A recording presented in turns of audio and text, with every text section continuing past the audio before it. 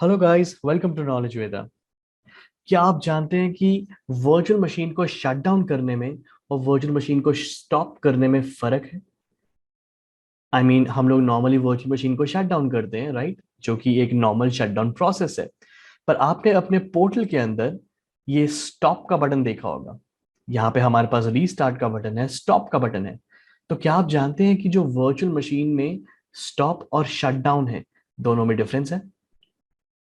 नहीं? चलिए देखते हैं क्या डिफरेंस है इन दोनों में। देखिए, हमारी वर्चुअल मशीन जब हम लोग डिप्लॉय करते हैं तो वो किसी एक फिजिकल सर्वर के ऊपर जाके डिप्लॉय होती है, राइट। तो जब हम अपनी वर्चुअल मशीन को शट डाउन करते हैं तो जो हमारी वर्चुअल मशीन है वो उसी फिजिकल होस्ट पे रिजाइड करती है।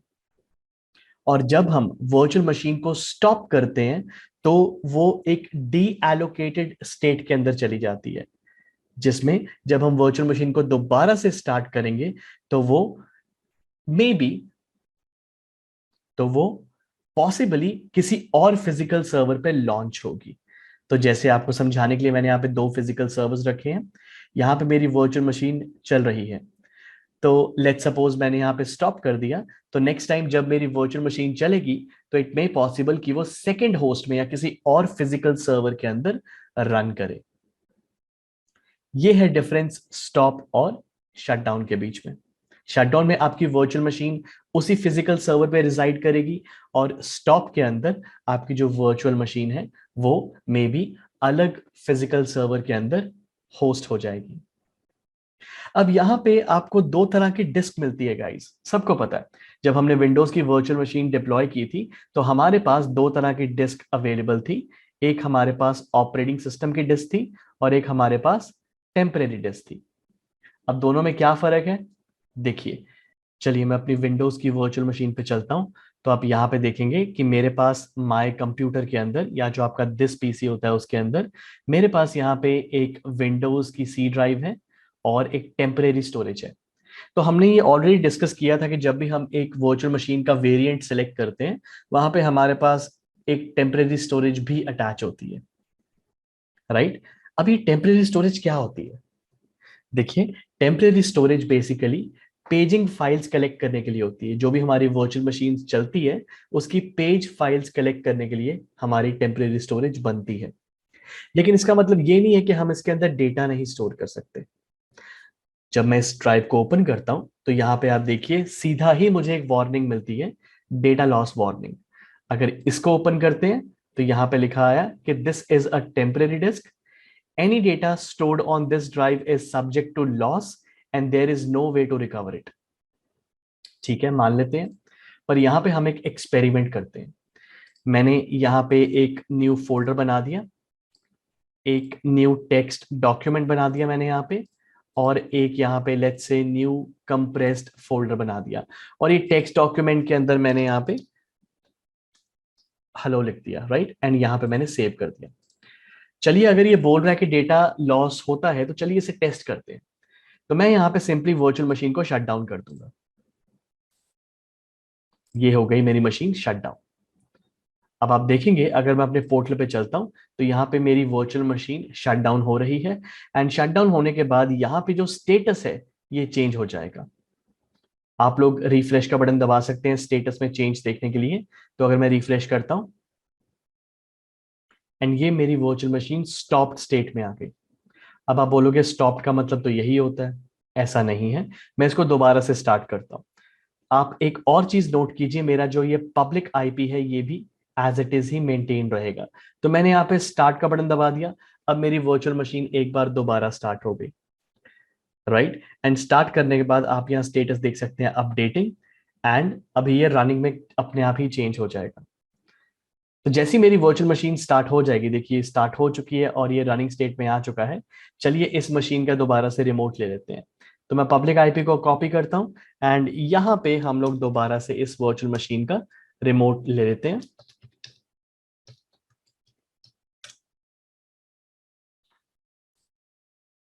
अब मेरे अकॉर्डिंग डेटा लॉस नहीं होना चाहिए, लेकिन वहां पे तो लिखा था कि डेटा लॉस होगा। चलिए देखते हैं, ये भी एक्साइटिंग चीज है कि डेटा हमारा लॉस होगा या नहीं होगा।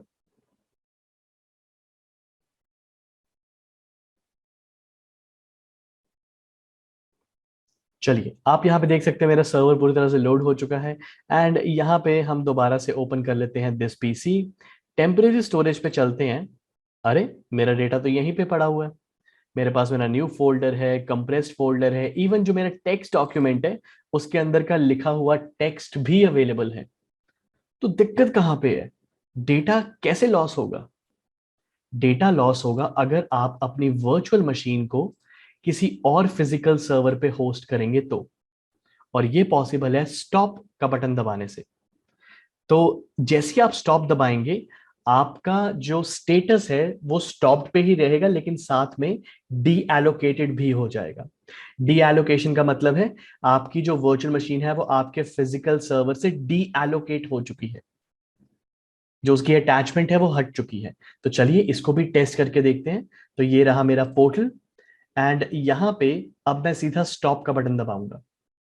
स्टॉप का बटन दबाया, मुझसे पूछा जा रहा है कि क्या आप अपना पब्लिक आईपी रिजर्व करना चाहते हैं कि नहीं, क्योंकि अगर आपने स्टॉप किया तो आपका पब्लिक आईपी भी उड़ जाएगा। कोई बात नहीं, तो फिलहाल हम अपने पब्लिक आईपी को उड़ने देते हैं, हमें नया पब्लिक आईपी मिल जाएगा, कोई बात नहीं। तो हमने यहाँ पे ओके पे क्लिक कर दिया। लेकिन आप अगर रिजर्व करना चाहते हो अपना पब्लिक आईपी तो आप कर सकते हो। मैंने यहाँ पे ओके पे क्लिक कर दिया। अब हमारी वर्चुअल मशीन स्टॉप हो रही है। स्टॉप होने के बाद हमारी virtual machine D allocated state में चली जाएगी। तो आप देख सकते हैं यहाँ पे जो स्टेटस है वो डी एलोकेटिंग आ चुका है। तो जैसी पूरी तरह से मेरी वर्चुअल मशीन स्टॉप हो जाएगी, ये डी एलोकेटेड हो जाएगा।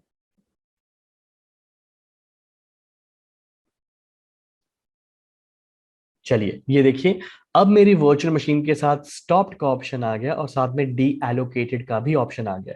पहले जब मैंने शट डाउन किया था तब सिर्फ स्टॉप्ड लिखा था, लेकिन अब डी एलोकेटेड आ गया। मतलब जो मेरी वर्चुअल मशीन है वो मेरे फिजिकल होस्ट से डी एलोकेट हो चुकी है। अब इसको दोबारा से स्टार्ट करते हैं और देखते हैं हमारा डेटा बचेगा या नहीं। गाइज इस केस में हमारी जो टेम्परेरी स्टोरेज होती है वो रीअटैच होती है, हमारी जो पेज फाइल्स होती हैं वो दोबारा बनती है। तो इसीलिए हमारा जो डेटा है जो टेम्परेरी ड्राइव में हमने स्टोर किया था वो खत्म हो जाएगा। आप देख सकते हैं कि मेरे पास एक पब्लिक आईपी यहाँ पे आ चुका है और मेरी वर्चुअल मशीन भी स्टार्ट हो चुकी है। तो ये मैंने पब्लिक आईपी को कॉपी कर लिया एंड यहाँ पे दोबारा से इसका रिमोट लेके देखते हैं।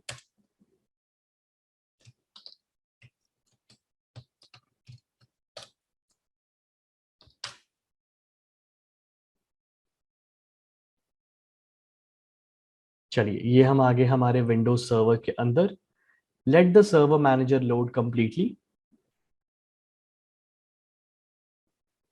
चलिए ये लोड हो गया हमारा सर्वर मैनेजर, और चलिए चेक करते हैं। अब हम क्लिक करेंगे हमारी टेम्परेरी स्टोरेज पे और ये देखिए हमारा डेटा खत्म हो गया।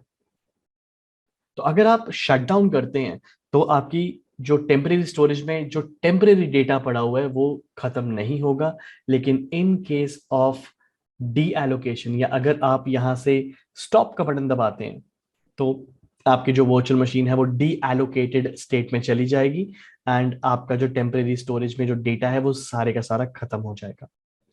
सो गाइज ये था डिफरेंस हमारा शटडाउन और स्टॉप के बीच में। आई होप आपको क्लियर हो गया होगा। गाइज अगर वीडियो अच्छी लगी हो तो इसे लाइक कर दीजिए और चैनल को सब्सक्राइब कर लीजिए, बिकॉज ऐसा बहुत सारा कंटेंट और ऐसी बहुत सारी नॉलेजेबल इंफॉर्मेशन आपको मिलने वाली है नॉलेज वेदा के ऊपर। मैं मिलूंगा आपसे अपनी अगली वीडियो में। ध्यान रखिए।